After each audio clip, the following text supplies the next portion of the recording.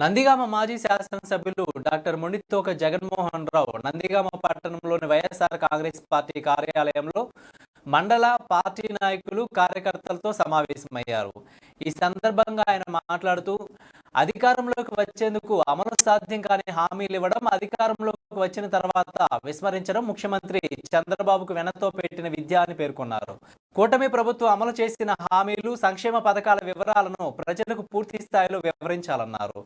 ముఖ్యంగా మండలంలోని అన్ని గ్రామాల పార్టీ నాయకులు, కార్యకర్తలు ప్రతి ఇంటికి వెళ్లి కూటమి ప్రభుత్వం మోసాలను అర్థమయ్యేలా వివరించాలని తెలిపారు. ఈ కార్యక్రమంలో మండల పార్టీ అధ్యక్షులు, పార్టీ జడ్పీటీసీ, ఎంపీటీసీ, ఎంపీటీసీలు, సర్పంచులు, పలువురు నాయకులు, కార్యకర్తలు పాల్గొన్నారు.